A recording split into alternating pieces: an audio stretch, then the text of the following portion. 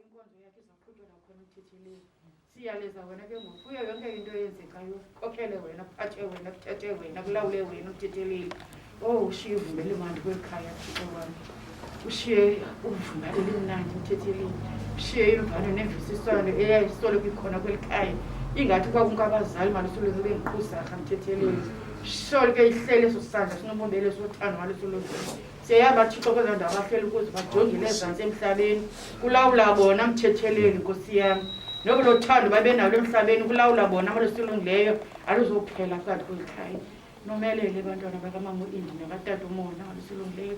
Thixo uzanigcina nikhusele nabantwana benu izindlu zenu. Nakwezo ndawo nekuzo nakwezo ndawo niphangela kuzo malusilungileyo. Jonge Nkosi yami wonke usapho lwakatata uBhadele malusilungileyo. Usapho lwakamama uMaindi malusilungileyo. Siyaliyaleza ngale mini. Singalilisi izonzakalisi siyazi ukuthi imini Yesu nalo wasifela Jesu Kristu. Uyisane kuYehova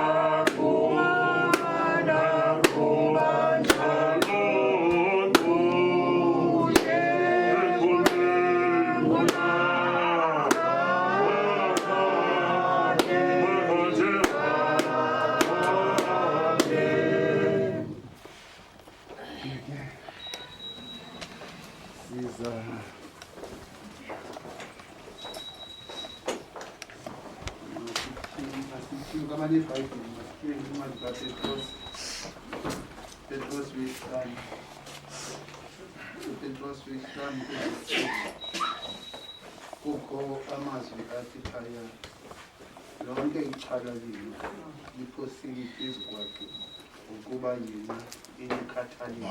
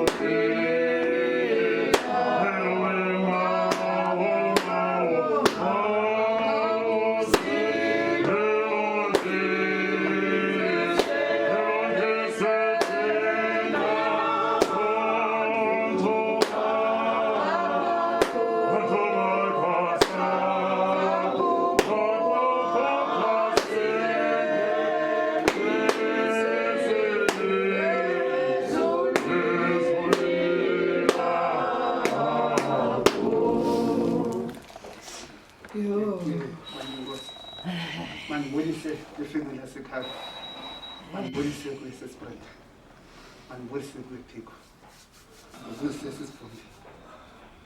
Ngelishwa ke mtshana. Malume. Omitata ncinci wethu bathi izinto zikhotha amanxeba. Kusekhaya apha. Kusekhaya apha. Utata wami uyazalwa apha. Tata wami uyazalwa apha. Kodwa ke imeko mama Shiqa zitsho sithi masiqhube ngodlobo. Zanicenga bantwana basekhaya. Zanicenga ngoba sekwenzekile ngoku. Ngoba nisithi ixhala lenu yiphoseni kuye ngoba ndiyayazi imeko zethu asifani. Imeko zethu asifani nangempangeni. Kuzaba khama amaxesha uthi usemsebenzini ube nexhala yale ndawo kuyo. Ayifuthi Ube nexhala lekhaya. Ayimchawo. Ngoba ingxaki esinayo siphila ubomi. Sithi uzongabi naxhala ngohamba komama. UThixo ukhona. Ongathi uThixo akathathi into angabeki into. Iba nalo themba phiko.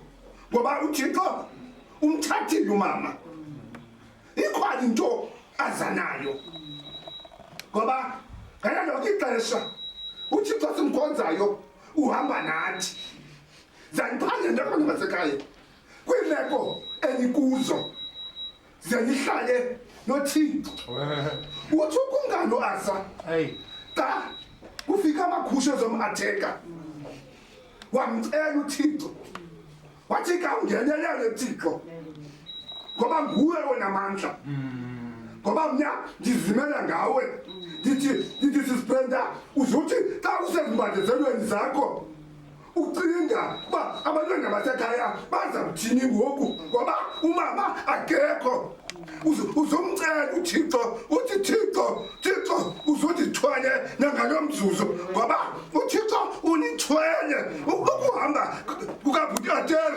bekungekwathemba kodwa uThixo wanithwala sisho nangoku uThixo uza kuthwala alipha amandla beninawo amandla mos ngoba nisuke eJoburg yaze banyenjwapha isemnga Thixo wena ungamthandabuzi Phiko uThixo usemnye isemnye ukuthathe phansi wakunyusa sithi ngale xesha ke uhamba nawo uThixo kwibandezelo okuyo abathi uThixo ungeyaqala wakhe wangena kuDaniel efake emadini wengonyama wangena uThixo emadini wengonyama azamke uDaniel nakuya ibandezelo enikuyo family ekabhadela uThixo uzamngena nani thina wethu uThixo xa simthandazayo uThixo vayo uThixo vayo sengithi kwimeko enihamba kuzo nimcela uThixo nimcela uThixo Thixo akasilondoloze usipha amandla ngoba umama ebagquma nabakukho umzukulwane ebethunyelwe eBhayi azohlala nomama senimcela uThixo nihambe naye obethu uThixo uza kunikhusela kwindlela enizihambayo niyazi uba noko sinyathemba elinguThixo kwimeko esikuyo sithi lonke iqhala lini iphoseni kuye lazi uDavid njani xa izolwa noGoliathi zangathemba isiqu sakhe mamashi wathemba uThixo wathi uThixo wanikhupha ethubeni lebhere nakwithuba lengonyama uyakundiveza nalapha ngitsho ngoku femeli yasekhaya uThixo uza kuniweza nale zikhona imeko ezifuna umzali awena umzali esinimnikayo umtshana nguThixo ngoku ze ngithi xa ningadibani ngoba kukho amaxesha wena mamashika soyintsuku ifemeli yazidibani zonke nike niguqe nithandaze wake wathandaza uYesu umtshana xa izavusa uLazaro wathandaza because of izihlole zilindile zimjongiba uzawuthini wathi Thixo uqhelile undiva kakundive nangalo mzuzu yisho nasekhaya ndithi zenimali uThixo nihambe naye noba nikweyiphi imeko nithi khawuhle moya ukuwuhlise lo moya ngoba lo moya nguye usikhontrolayo singakwazi ukwenza into ezirayithi siphila noThixo njalo siphila noThixo njalo kuzo zonke izinto ezihamba kuzo owethu uThixo uhamba phambili wakhe wahamba phambili kwamaSirayeli kuzo zonke imeko awaye kuzo amanye xa kumnyama abe kukhanya xa kumhlophe ezumthunzi baba bangatshelangeni ngoba uThixo uhamba nabo thina siphila noThixo njalo sisisapha mamnomandi mambhadeli sizowuthi nxa mntasekhaya sizowuthi nxa khonto nathi siyiphetheyo nathi yasibona sesizizikroko kodwa sayama ngalo Thixo saqonda safumana into yokuzimela sithi zowutsho ezimbumbulu simane utshona uyazazi Moses Brenda sithi zowutshona ezithiyegesi sitshone sithi Thixo sidlulile kwezoqala imbumbulu ngoku sinezinye imbumbulu esithembele kuzo esithi Yesu wesiwani umhlobo wemphefumulo nabasihamba phina siyawazi wethu Yesu sinethemba sithi thina nabasimile sithi ungayithathi into oyithethayo uThixo uzakunika itshansi uthethe kodwa ikhona ixesha lakhe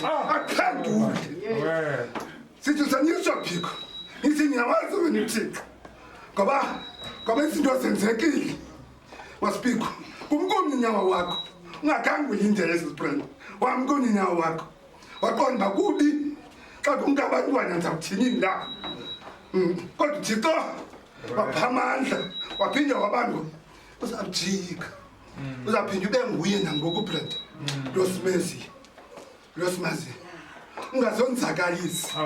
ungazonzakalisi brenda sikho sonke ngoba bendlela ukho kuyo nawe uyayazi uba ndikhona sikho sonke ungazonzakalisi ungathi uphela kamama kuphelelisa ayikapheli isezenye ibhoksi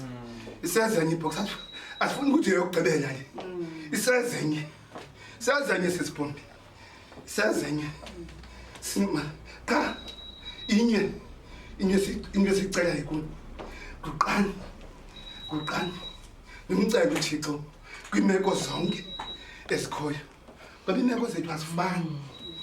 iimeko zethu azifani iintlalo zethu azifani ixesha ngokumtshana uba mandiyivalile ijonge lona ngoba ngekora to 8 siyaphuma apha sibheke icaweni mandiyivalile ndizawucela umama nje othuya ngomoya kathixo andivalile ngomthandazo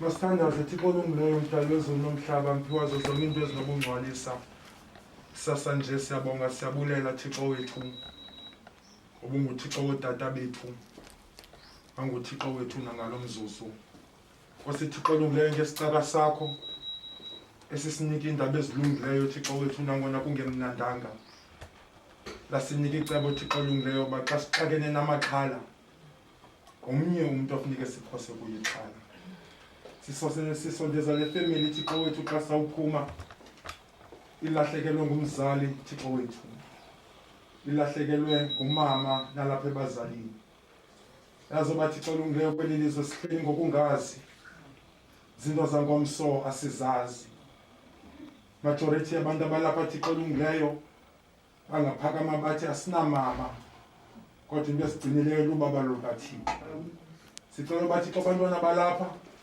bangasondeli ecaweni kodwa basondele ebabalweni bakho ngoba Thixo olungileyo sinendlela yokubiza abantu ecaweni singababizeli ebabalweni lakho bagcina ubalondoloze Thixo olungileyo xa bezawuqala ijeni entsha bengenamzali yazoba Thixo olungileyo indlu engenamzali balixhoba noxa Thixo olungileyo besele bebadala kodwa Thixo olungileyo bazawuthi xa becinga Thixo wethu bacinga imisebenzi kamama unixela namhlanje uThixo wenu akasani kuyinshiya akasani kuyinyekela vulani inhliziyo namkele ubumama ngaseko kuphunyulwe emveni kokusebenza ngalikuthongo bokugqibela emveni kwezanzuli zobomi lombhali xa ethethe sithi abo bonke bafa ngokokholo bengawafumenanga amadinga basuka bawabona kude bawalangazelela bavuma bangawasemzini balundwendwe emhlabeni gcina lo msebenzi Thixo wami yenza ungakhokhelwa zidlanza nakuqonda komuntu kodwa Thixo wami yenza uba lo msebenzi ukhokhelwe nguwe mabathi abantu abalapha Thixo wethu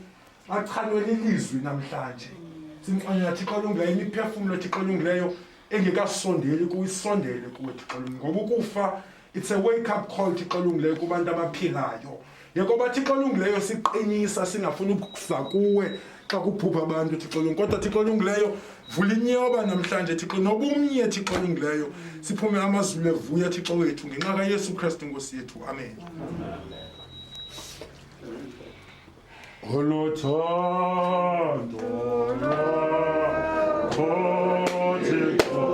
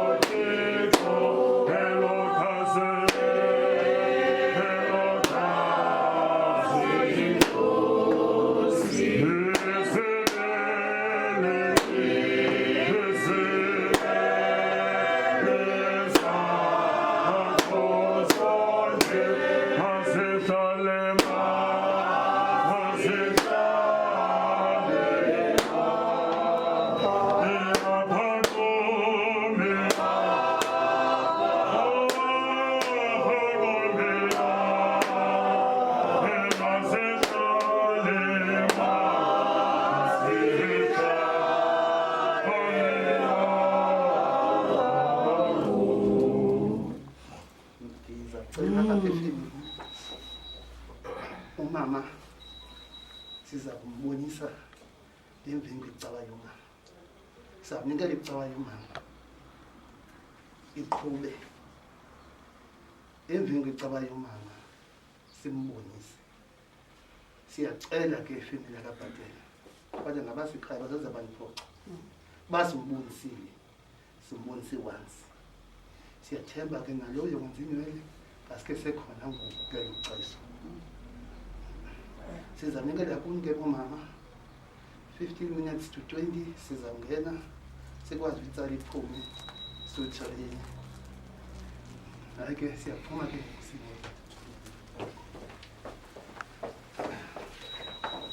Kosi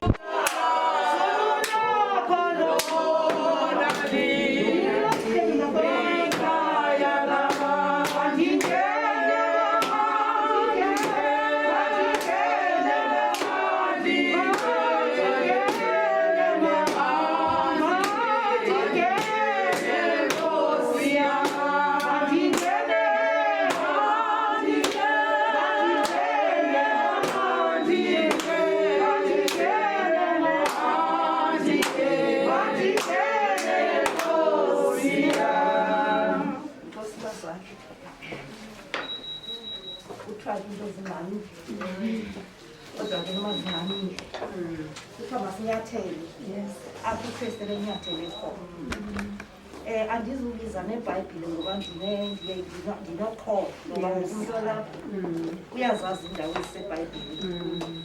Uba ngaba besinexesha bendiyawutyhila kwincwadi iGenesis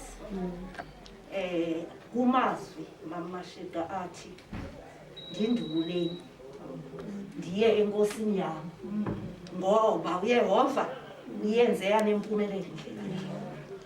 Ingathi sime phezu komsebenzi onjalo namhlanje. Sikhawulezile bazali.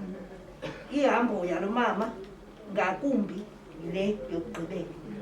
Ingathi ebesitsho esithi ndindululeni ndibheke enkosini yami.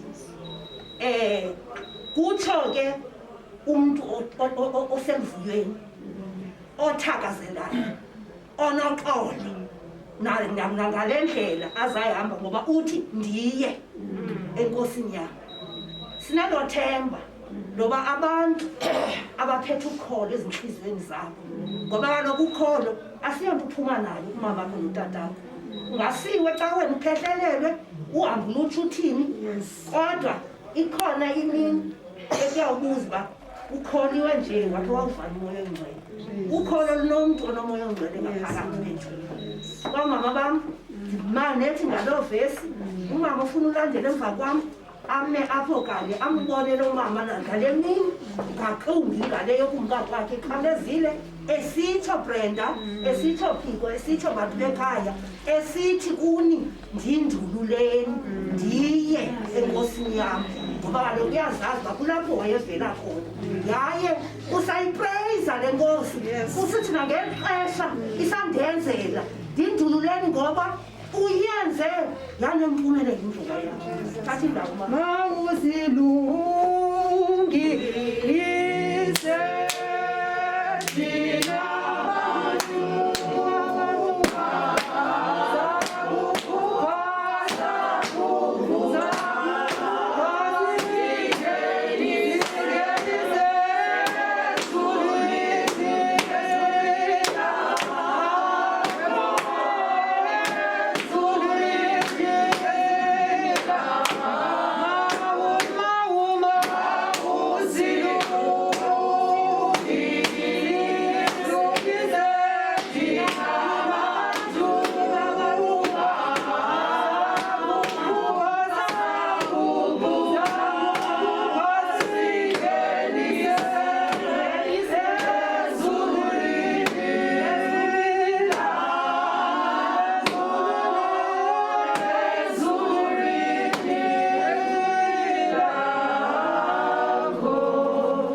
ndiyabulisa kwifemeli yakwamamubhadela, ndibulisa kubahlali, ndibulisa kumntu wonke olapha ngegama elihle lomferi nomvukeli wethu Yesu Kristu molweni.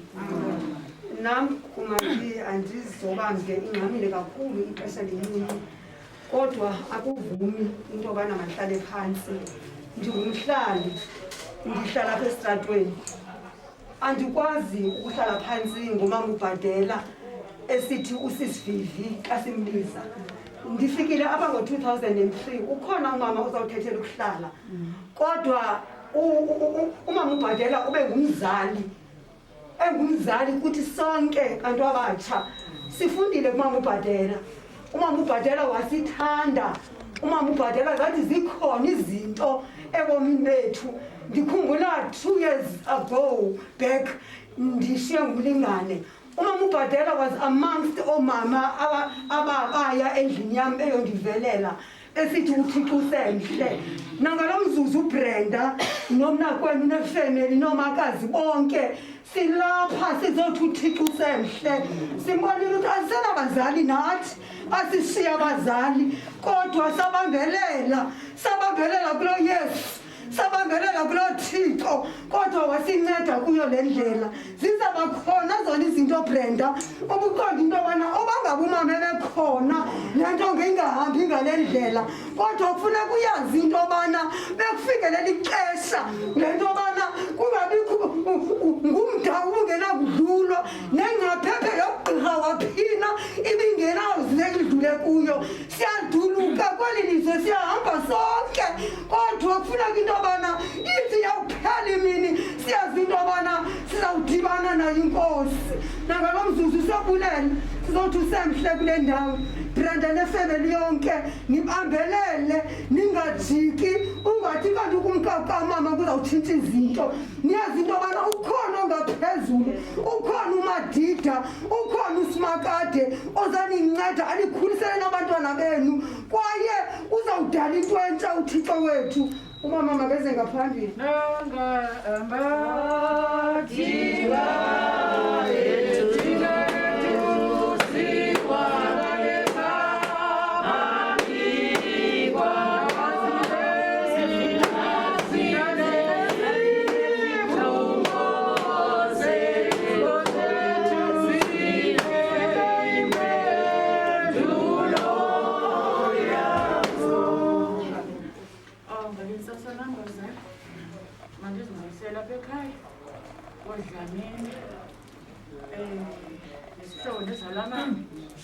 Mama uInda ndizokomeleza abantwana basekhaya, nam ndingumntana walapha, kuba xa indulula umntu zininzi iindlela zokumndulula. Omnye undulula engasebenzanga, kuthiwa kuba kunyanzelekile isithethe sithi masimndulule, siyamndulula. Umama ke yena sithi masiwasusa amehlo ethu kuye, simyeke ayokuphumla phezu kwemisebenzi yakhe. Undululwa ke umuntu onjalo, onjengomama ke osebenzileyo. Olu sapho lwakwabhadela, Bhosa nawe Brenda, sikhula sonke. la New Bright abazali bethu elitsheyina itshena zelingapheli ngokuliqalile ke ngokuba ngoqala mna njengoba ndimdala nje kunani ushiywe ngabazali kodwa ndithanda into enye into yoba khange abazali bathi bakusishiya sohlukane uthi omnye xa enengxaki ekrweqe omnye ndibulela loo mandla kaThixo ukuba ngaba abazali bethu ebengasiqeqeshanga basikhulisa ngendlela efanelekileyo babe bona bebengakhange babe ngumzekelo ngesingakwazi uyenza loo nto leyo isibonisa into yoba loo nto leyo sikhule saqeqeshwa ngabazali ukuba ze sithi naxa bengasekujongana ithi loo nto noba niserhawutini noba niphi kodwa niyayazi uba umpombo ukhona ebhayi usisibhangisi ukhona ebhayi sithaba ke sizondulula umama wethu besimthanda ndithe ndithi noba ndiyahle ndiyamcinga inye into endimcinga ngayo luncumo lwakhe umama uninzi kuthi tshona ezadimbuzi zakhe akasosithethi awusozomazi noba ucinga ntoni noba uthene hleli usisindi uncumile ndikhumbula kusweleke indodakazi yakhe umama kapopsa umama ucekiso athi bham azange ndanxiba madakhi ndidike ngala malayilayi ndiwanxibayo khawundenzela iprinti isikete esinefaskoti ndathi hayi mama uindi unani ungakhulu nyhani ngoku because azange ndakubona nam unxiba into zesixhosa zoomama ubhinqile utheni kodwa ke ndamenzela engumama womnandi ufike nalapha kumnandi sesingaliyeko lo thando lungapheli lo thando kwifamily yonke bethunani nabo dodwa nabona nopingping basashiyekile bengomama kwelikhaya ndiyayazi Brenda ngumuntu ningabanana abathobekileyo gqithi banana batata nomama ungakude ukuthetha abazali basisuka kude inkosi yoxolo inkosi yozuko mayisikelele ukushunyelwa nokubeka kwelizwi yona ngonaphakade amen. Bawo siyabulela somanje izwi lakho selibekiwe ngabantwana bakho kule ndawo loo mazwi awileyo Thixo wethu mawafumane indawo okuhlala ezinhliziyweni zabantwana bakho Thixo wethu bayazi bangamazwi ewokubaqinisa ukubameleza kule ndlela intsha abazawuyihamba ngaphandle komzali wabo sikelela nabathethileyo bongezelele ngoYesu Kristu inkosi yethu amen. Thixo akunanqaleko Thixo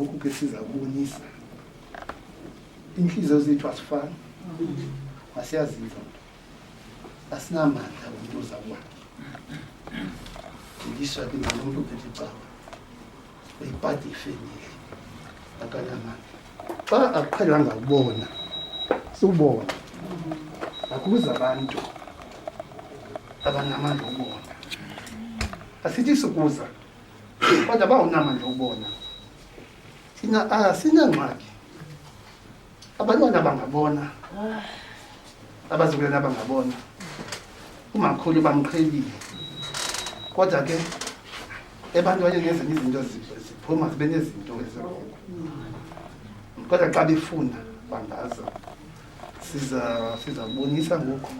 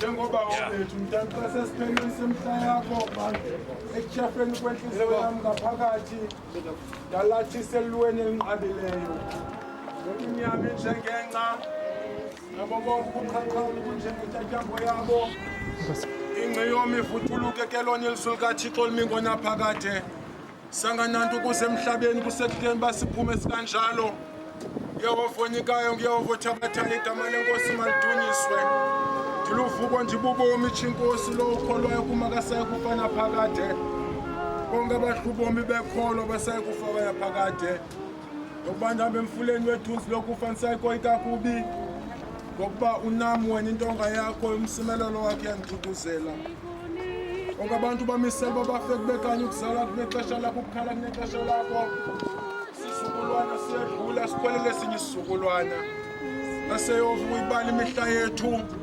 uzosizuzisa ubomi obungaphakade kuyayehova kunizohlwanga abantu bakho kwanqatsiwa ubushushu bakho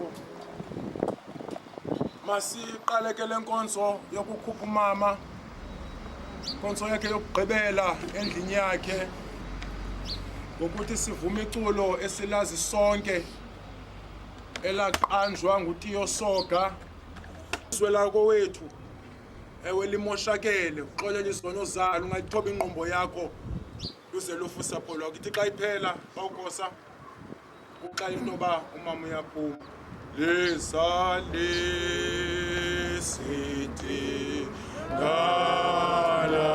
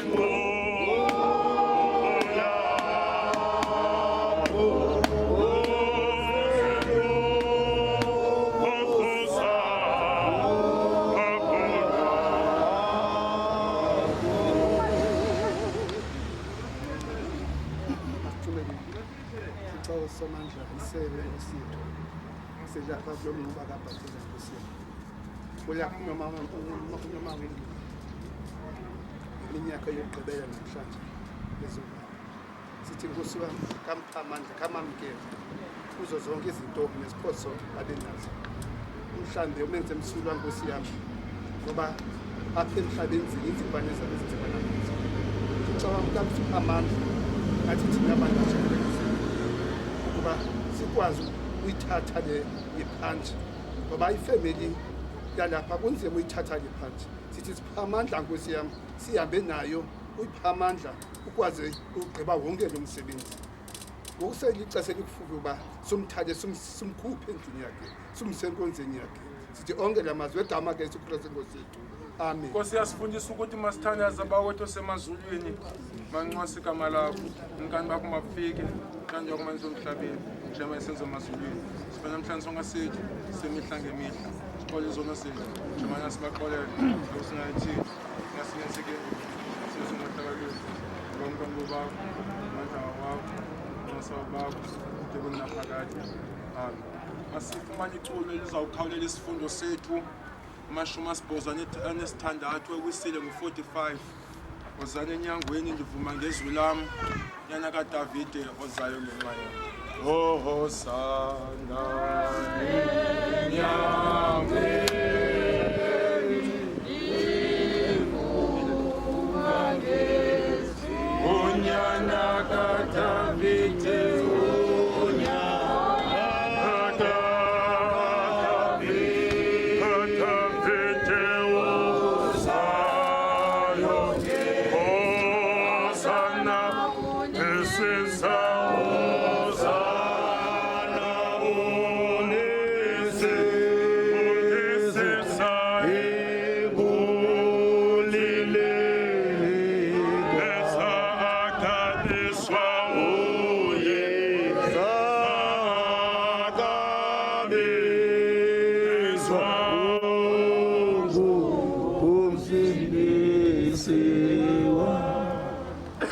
ke Nkosa undinika le nyoba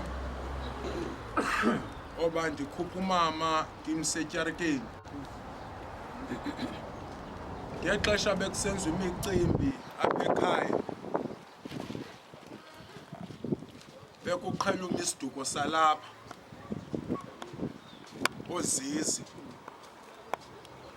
kodwa xa kufika ukufa uThixo wakhupha siduko simbi oba sizoma kule ndawo. Ndifuna ukuthi kuni bantwana bakamama ndakhe ndaya komnye umzi kusalusa ikwekwe. Xa ndifika kosaphayana ndiyibukele le nto intle yenziwayo wathi gqi omnye umama ephethe le nto ayiphetheyo evuma ingoma ethi ndizele amadoda. Kodwa xa isihla le ngoma ndimamele laa ndawo ithi ndivela khona iinyawo zinodaka. If you could ask abantu abalapha ubabuza into yokokuba bayazana nemeko yokubhujelwa, baza kuxelela sisuka khona iinyawo zinodaka. Hamba banomngcwabo umameni, akho nto uThixo ayenzileyo irongo. Abanye abantu bashiywa ngoomama at a younger age abe ne-responsibility yokukhulisa abantakwabo at a younger age. Kodwa uThixo wenza ngetarhu into yoba nibe kanti umama unishiya sele nibadala. Masimkhuphe umama Nkosa kulaa vangeli ingcwele kaJohane xa nibuza noba umama wakhutshwa ngawaphi amazwi kwisahluko se-11 kumqolo wesine.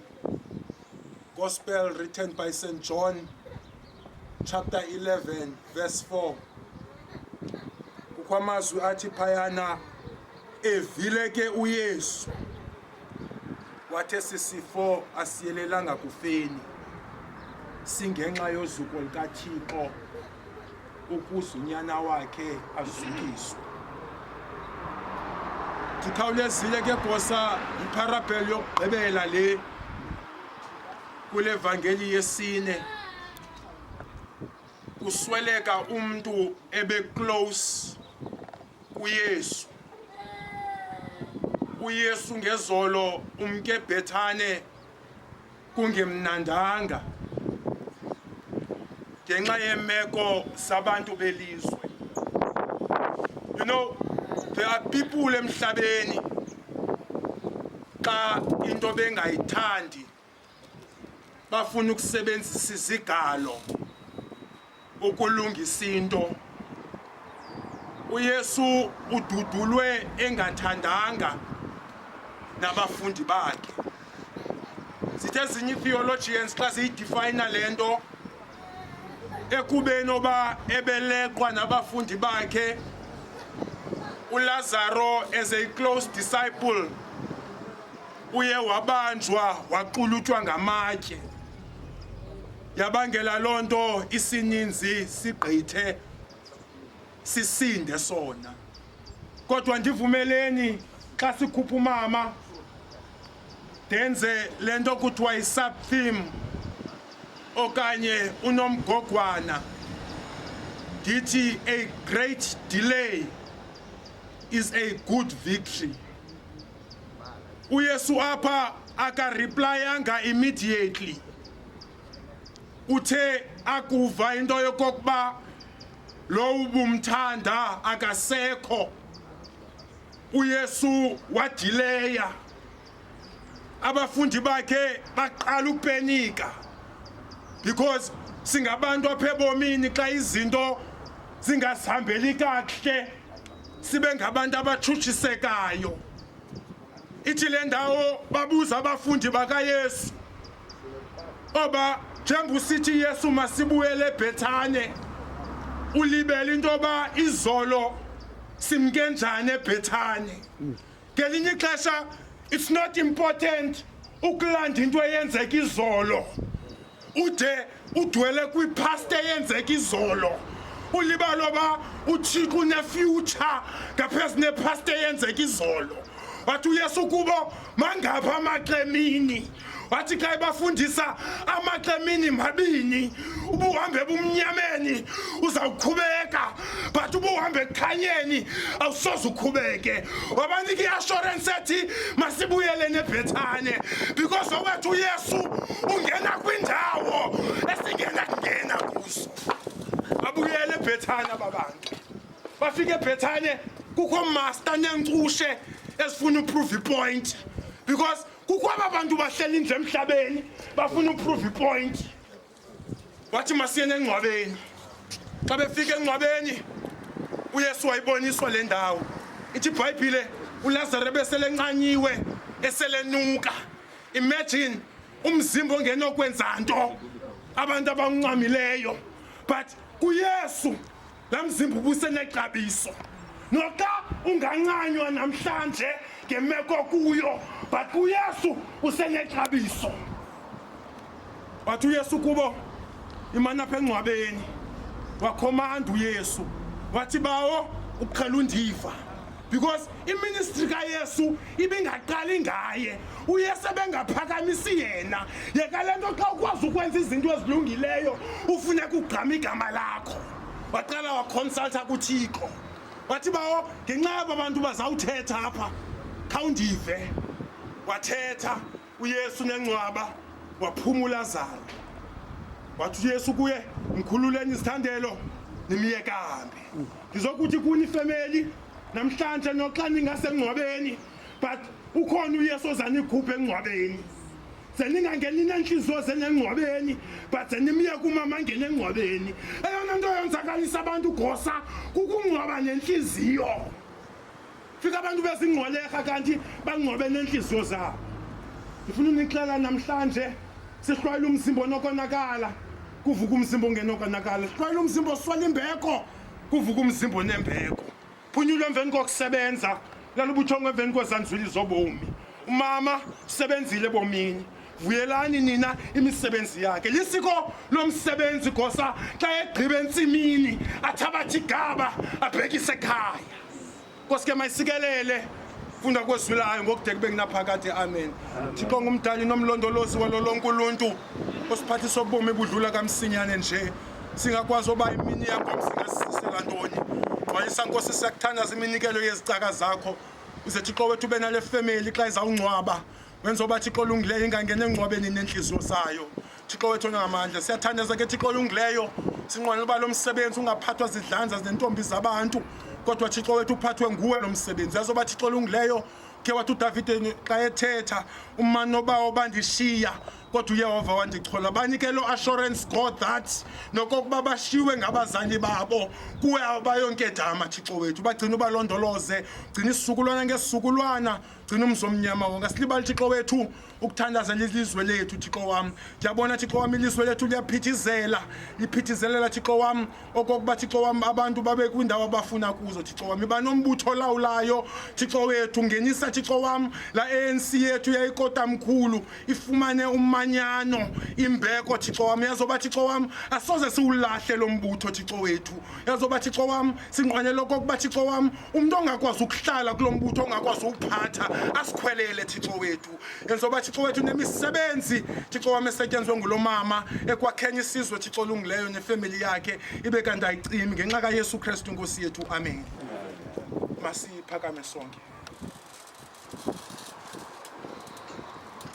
Sikelelo kaThixo egqithe konke ukuqonda ingahlala kuthe kumthandeni nasekuyazini inyaniso zamana zonke ingelosi zingasiphahla endleleni ekumthandeni uThixo luze luthu babalo lenkosi yethu Yesu Kristu thando likaThixo ubudlelane nomoya oyingcwele lwanga lingahlala phakathi kwethu sonke ngokude kube ngunaphakade amen amen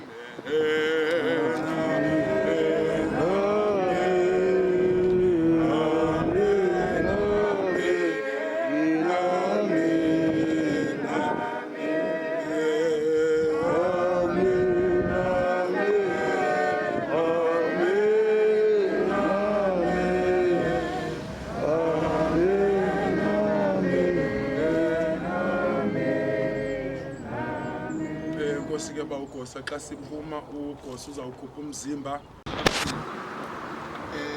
angizobamde ngoba ixesha lishiyile kodwa into yokuthi uthetha nje sithi mama makhulu sisinama-India silapha nje sizokhulula sikhulula uphuma apha ekhaya okogqibela kubuhlungu ukuthi sikukhaphe siyaba azophinda ube khona kodwa siyayazi uba uzohlala usenhliziyweni yethu ngiyakwazi mama uthanda kakhulu indlu yakho siyakupromisa izohlala inje or sizoyenza bhetere akho nto izotshintsha izobonakalisa uba awukho laba bonke abantu abakhona apha abazukulwana bakho abantwana bakho yonke ifamily ama-comrade amaqabane neetshomi zam bangabantwana bakho siyaqala ke siyakhulula sihambe siyecaweni ndiyabulela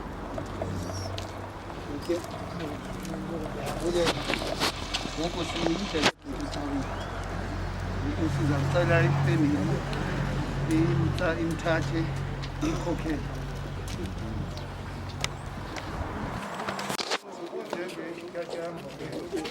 ingca iyoma ivuthuluke intyatyambo yayo ke lona ilizwi likaYehova lihleli lingunaphakade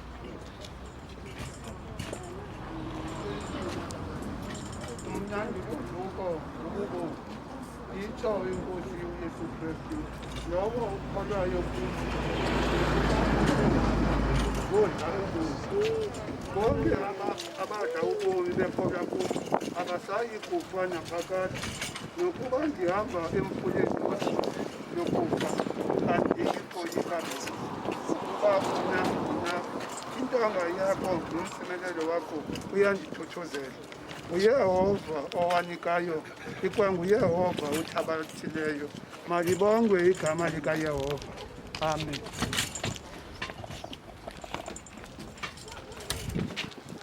Sana siphakamise apha